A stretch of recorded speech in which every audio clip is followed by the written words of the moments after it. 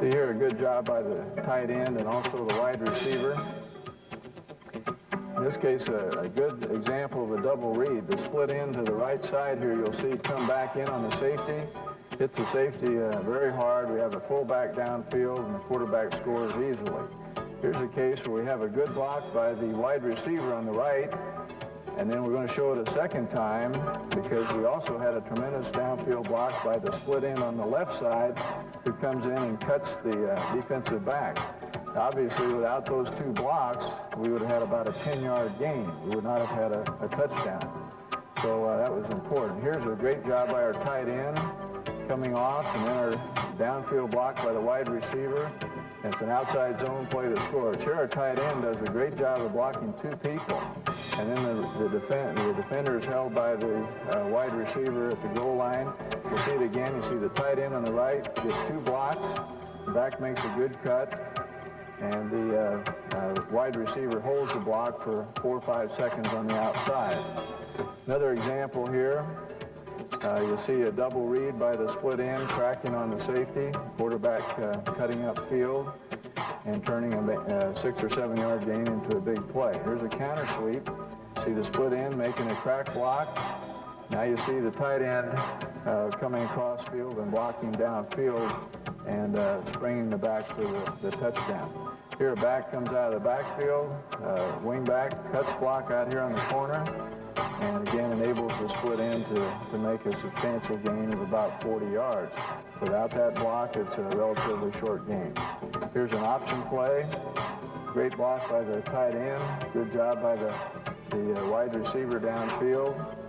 And I think we'll see this from another angle. But on almost all option drills, we find that the option play is either successful or not successful depending on the blocking of the receivers. We'll take a look at some drills now that we think are important, and then we'll demonstrate those drills with the players that we have at hand here. So why don't we go ahead and, first of all, with our tight ends, we do some blocking on a board drill. This is Ron Brown, our receiver coach, who does a tremendous job. And we don't have a board here today, so we'll just have to simulate it with one of the lines.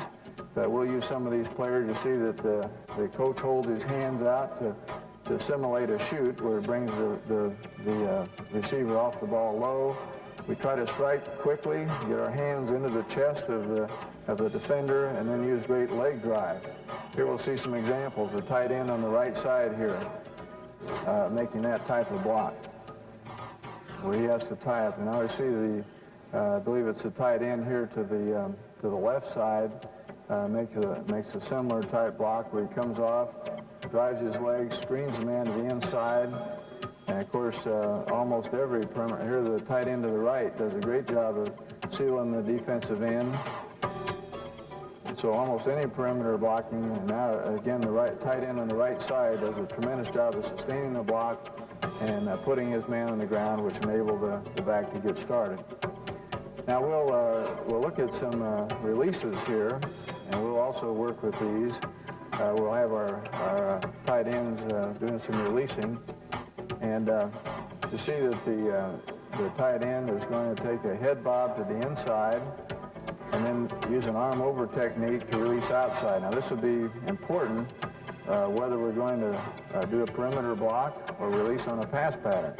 So many times your tight ends are held up at the line of scrimmage and they simply don't get downfield. Okay, we'll take a look at these drills now out here on the field using some of these players. And I don't think we quite got it all done there. I guess we got held up. This is a release drill where we're also releasing on a defender downfield, because oftentimes receivers, as they get into the pattern, really don't release downfield. Now we'll also see a stock block here, which is real outside receivers. And this is at close quarters, like if you have a defender right up on you, and we're trying to use our hands and stay in front of, and of course, protect the area where the coach is. And then this is a case where we're trying to go with the outside number, break down, maintain about a 4-yard cushion, and then stay with the defender. In this case, we're blocking receivers on receivers, most of the time we try to work receivers against defensive backs. The main thing here, of course, is to tie that man up as long as you can. You don't want to make a real quick initial block.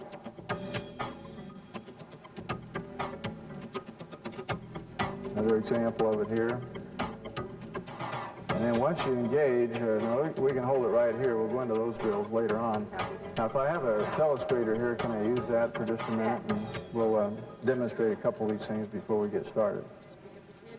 Okay. What we'll try to show here would be, this is the center. And there are really 3 or 4 key types of downfield blocks. First of all, we have a receiver, and we're just going to simply have a stock block, and we have let's say we have a cornerback out here. And the main thing that we want to do is come off the ball hard, and we want to go at his outside number. And as long as he's retreating, we're going to keep driving hard. Now, when he starts to settle, then we're going to settle down, and we want to maintain, as I said, about a 4-yard cushion. We feel like that's about the optimal distance in terms of relationship. And then, of course, you're going to try to buy time, because so often the most common mistake that we see receivers make on a wide play, I don't care whether it's a pitch play or an option play, they'll run downfield and they'll throw and they'll try to cut the guy. They may knock him down, but if they make contact too quickly, he'll get up and make the tackle for a 2 or 3 yard gain. So we're going to settle down here, maintain as much cushion as we can. Now, as the defender starts to commit, once we engage him, then we're going to really drive him and try to drive him out of bounds here. And, of course, we invite him a little bit to the inside. If he makes an inside move, then we're going to seal him off to the inside. So, basically, we want to come off the ball, drive him as deep as we can, and then once he begins to settle, maintain a 4-yard cushion. Now, can we erase that for a minute here? I'll remove that off of there. Okay. Now, of course, the defender doesn't always retreat. As you know, there are many times when we get a hard corner where the corner is going to squat, and now, of course, the receiver is going to come off, and he's going to have to break down much more quickly, but he still tries to maintain that cushion of about 3-4 yards, and then when you have to, you get into the guy. The other thing, of course, that happens is that a lot of people will play some kind of a double zone, and what appears to be a hard corner isn't, and he'll retreat, and now this guy will support, and in that case we have to double read. And so we drive off the ball hard, buy as much time as we can, and then when this guy appears and this guy disappears, we come back in on the second man. So that would be an example of a double read situation. Let's erase it one more time. The other thing in terms of a stock block that we think is important for our tight ends, quite often they're blocking somebody out here in the flat, and now it's important to get an arc and get a position 2 to 3 yards outside of that defender, and then again break down and try to maintain a 3 or 4 yard cushion. The reason you need to go outside is that he will normally widen, and that will put you in about the ideal situation. The mistake that we see most commonly is this tight end will release, and he'll release right at the defender. He'll go here, and the tight end has no chance. So that arc is critical, the outside position is critical, and then breaking down and maintaining a cushion is really important. So those would be examples of stock blocks. Now, let's erase this again if we can here, and we'll talk a little bit about 2 other types of blocks that are very important. Many times we have a direct running play. It's either an inside zone, an isolation play, but the ball carrier is going to hit directly. And now we have a defender out here, and the receiver simply runs straight down the field. Then at the last 2 or 3 steps gets an inside position, puts his right shoulder at the inside thigh pad of that cornerback and tries to cut him off, and essentially tries to cut him down. But that's a very direct block. Now, the other type that we have, the other type of block, and this is the one that I think most receivers do not execute very well, is when you have a play going the other direction, particularly a wide play. Now that receiver has to take a tremendous cutoff angle, going full bore, with the idea of getting position on that guy. And the mistake that we see so often is the receiver releases and he watches the play to see what's going to happen. So he's watching that back, and then when he sees the back starting to break, then all of a sudden he tries to find somebody and by then this guy's already here and there's no chance. So we really emphasize with our players that they're going to hit the ground every play, and as this play develops, he's going to come off at a hard angle and throw and at a point where he can intercept that cornerback and put him on the ground. And you see so many times when that's the critical difference between a 10-yard gain and a 30, 40, 50-yard gain. So a cutoff block is also very important. So those are the different types of downfield blocks that we think are important. Why don't we bring some of you players over here now, and we'll assume that we have a board here, and let's have a receiver here that's going to be a tight end for us. You can be a tight end. Why don't you be a defender right here? Okay, now what I'll do is I'll just assimilate we've got a shoot or something here. You'll get down in the three-point stance, and the main thing we want you to do is come off the ball here, and the first thing we want to do is to strike with those hands and keep a wide base here, and then drive him, and of course you roll your hips under and get some thrust as you do this, and we're going to drive that guy 5 or 6 yards down the field. And of course the defender has to cooperate too and make sure he gets the adequate amount of resistance. So let's go ahead and try this a couple of times with 2 or 3 different guys. I'll just give you a snap count. Hut! Okay, that's it. And of course the main thing is you really want to get off the ball quick, because the quicker you get into that guy, the better chance you have of executing the block properly. Let's try it one more time here. This time I'll simulate we got a shoot here, so you come off a little bit lower on the sound. Hut! That's it, okay? That's the idea. And of course when we have pads on, we can go a lot more aggressively than we do here. I think most everybody uses some kind of a board drill, but we think this is important. Let's try it one more time here. And we'll come off the ball again low and get those hands. You can get just a little closer here. That's about a realistic distance. Hut! Okay, that time you got a little kind of raised up and got my hand.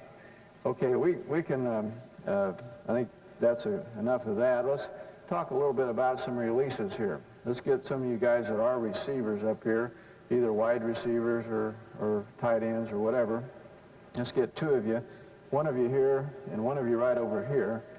Are we in the camera range here? Okay, now let's get a couple of fellas here that are defensive ends or rush guys or whatever, just stand-up guys, okay? So you can be, we're going that way now, okay? So you're facing this way and you're facing that way. Let's get you in you're a wide receiver, right? Okay, so you've been in an up position. Let's say you're a tight end. I know you're not. Let's get 1 more guy over here on him. Now what we're going to do is work on some releases. So you're going to be in a 3-point stance, and we're going to release this way. So what we want to do is a head and shoulders fake here, and then we want to brush him with our left arm and bring that right arm over and release as quickly as we can. Now you're going to be in an up position as a wide receiver. Let's say it's a corner that's rolled up on you. Now you're going to take a head and shoulders fake, use an arm over, release outside. And what happens so often, whether you're going to make a downfield block or run a pass pattern, if you get jammed at the line of scrimmage, you never get into the play. And so we think it's very important that we get that. So on the first sound, let's get a release to the left here, okay? You get straight out in a 3-point stance. Okay, hut. That's it, okay? Just a simple release drill. Let's do it one more time, and this time let's go the other way. That's pretty good. You guys did a nice job with the head fake, and then getting that right arm, in this case, and the left arm over, and so we'll release out to the right. Okay, on the sound. Hut! Okay, good job. Okay, now let's get a quarterback. We got a quarterback here. I think we have one. He's over resting. Quarterbacks do that a lot. But get your ball here now. And we'll move out here just a little further. And let's have you release, and then let's have you 2 guys here. You be a linebacker right here, and then you be a linebacker right here, okay? And what we're going to do is we're going to release inside, and then we're going to release on this guy. So you just kind of turn and try to jam me. We're going to release here, you turn, and release here, and then we're going to throw him the ball, okay? So a lot of times it's important, I think, for receivers to continue to work on releases downfield, not just at the line of scrimmage. So let's try that. You're going to release inside here, and then you're going to release out around those 2 guys, and you're going to catch the ball over there near the goal line someplace. Okay, on the sound. Hut! Okay, release around. That's it. Okay. 1 minute. All right. Let's try it one more time with one of you guys here. You can stay right back there. I think you got your spot, and you come on over here And let's just go ahead as a wide receiver this time and release, okay? You get right up on him now fairly close. Let's release inside this time, okay? Hut! Okay, we'll try to release out around those guys if we can. But the idea is that there are many opportunities downfield for receivers to use releases, and I think it's important to use that, so we'll work on that real hard, okay? Okay, we'll talk a little bit about some stock blocks here and try to demonstrate as best we can without full pads on what we're talking about. First of all, we've got a wide receiver out here, cornerback, and what we'll do is on the sound, have you come off the ball, and then we'll have the corner react appropriately. We hope go back in this case. And then as you see the runner appear, you react to him, and then our receiver will get into him. Now, the key elements here, again, is we want to try to run at the outside number of the corner. As he settles down, we want to settle down about 4 yards from him, and then we become a basketball player. Get down in the hips, ready to move in any direction, stall as much time as you can, and once he reacts up into us, we're going to get into him, use our hands on him, and drive our legs and try to move him either out or in and create a running lane. So let's, on the first sound here, and this time we'll have the defender retreat. Okay, here we go. Hut! Okay, pretty good job. All right, now let's try it again. And this time, of course, we don't tell the receiver what's going to happen, but obviously many times we've got a rolled up corner and he's not going to retreat. So let's just line up at about 5 yards there and maybe take one step under control. And now the receiver obviously is going to have to break down much more quickly, and he's going to try to maintain a 4-yard cushion, but that may shrink real quickly. Okay, on the sound. Hut! Okay, that's a good job. And again, you're going to work at that outside number as we go to the right. And we think that's very important. Okay, now let's look at a situation which we encounter a lot. Some people on an option play simply assign their wide receiver or an outside running play, whether it be option or whatever, to the cornerback. But we're going to take the force guy in this case, and so we will double read a great deal. And you saw a couple of examples on the tape that we showed earlier. So in this case, let's have the receiver come off the ball, and let's have the defender retreat, and then we'll have another guy appear in the picture here, and you'll have to double read it. But the main thing here is that as you sense what's happening, you see the defender retreating and you see this guy coming, you still want to buy as much time as you can, because if you immediately crack him, then that guy's going to replace awful quickly, and he's going to make the tackle for about a 4-yard gain. So you want to run him as far as you can and still at the same time ensure that you're going to be able to get this guy on the inside. Okay, let's try it here on the sound. Hut! Okay, that's it. Okay. The quarterback got there awful quick, but that's okay. We like quick quarterbacks. That's what you're known for, right, is quickness, all right? Let's try that one more time. Now, this time, we won't, you look upfield, we won't let you know which way we're going to go here. So this time, let's do it this way, okay? On the sound. Hut! That's it, okay? Now let's try it one more time. And again, it's a double read situation. Okay, now we're going to go this way and this way. Okay, on the sound. Hut! Okay, that's it. Double read. Good job. Buying all the time you can. And of course, you want to maximize the amount of time that you occupy those people downfield. As we mentioned earlier, of course, the other types of blocks that we're going to see. Let's get back about 7 yards in some type of 3-deep position. If you're going to have an inside running play, we're going to just come off the ball hard, straight at the guy, drive him back as far as we can, and when he begins to settle down, we're going to get inside position on him and try to cut him off and prevent him from getting inside. Let's just try one of those right now. Hut! Okay, that's it. Let's get to him quick, and then, of course, we talked about the cutoff block where the play goes the other side, and, of course, that's the critical one where the receiver never loafs. He's always prepared to go and throw every play. Okay, well, I think that's enough on the wide receiver blocking. We're going to talk a little bit about running backs now. We've had some excellent running backs over the years at Nebraska. In the last 10, 12 years, we've had players like Roger Craig, Tom Rathman, Mike Rozier, Doug DuBose, Jeff Smith, Derek Brown. All those guys have played in the NFL, probably 2 or 3 I've forgotten at this time. But our philosophy has been that we want our backs to be complete players. And first of all, they're going to be great blockers. And so some of the best ball carriers we've had are guys who are tremendous blockers as well. And we want them to be good receivers. So we work hard at a certain thought process where they become what we think are mentally tough football players. People are going to lay it on the line every play, and they're not going to be simply ball carriers. So we'll look at a little footage here of some of the drills that we use at Nebraska, and certainly the number one ingredient has been great players. But I think Frank Solich, our backfield coach, has really done a great job over the years. Before him, Mike Corrigan, and these guys have produced some great backs, and I think the drills have helped to some degree.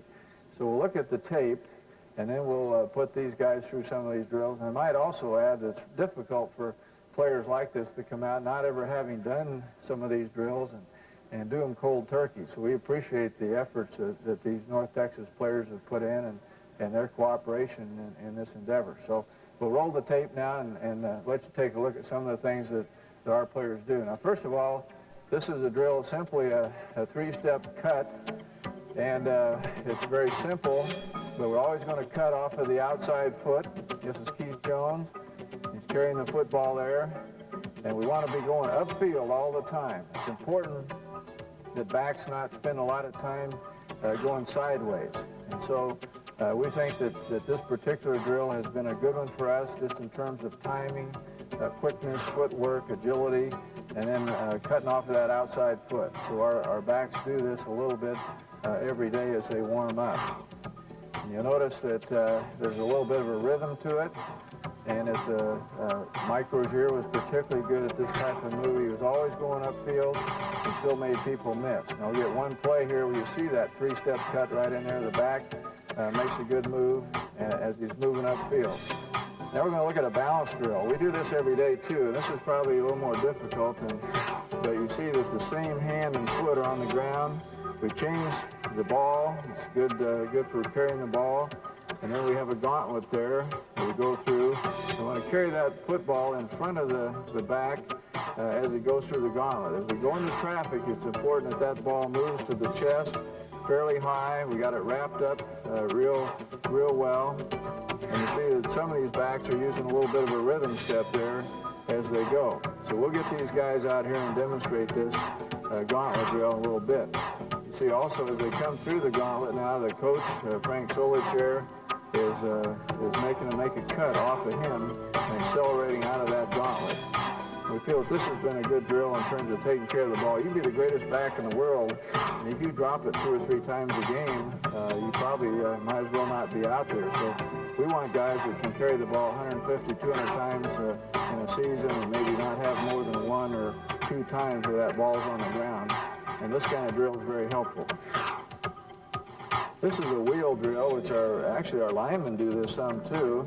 This is the backs are doing it here, and you notice that they go 2 times around, 1 right, 1 left, and then they come out of the bags over those 2 bags. And we'll set that up for you here and have these guys try it here a little bit too. In this case, they're simulating a football, but we'll actually use a football here, and when we have our pads on, of course, we use a football. But again, this is good for agility, quickness, and our defensive linemen do this kind of drill a lot. They just don't use a football. And here you see an example where back ends up with his hand on the ground, with balance, runs over a guy, and so it's important that another example here of Rozier, in this case, hand on the ground, balance. And so sometimes these kind of drills do come in handy, and a player will almost subconsciously incorporate them in a ball game. Another example here of a player ending up using a hand for balance. And you see this is Calvin Jones, who has played I-back for us this year. He actually gets his hand on the ground twice on this particular run, and did a good job of maintaining his balance as he did so. Here you see the same run from the end zone.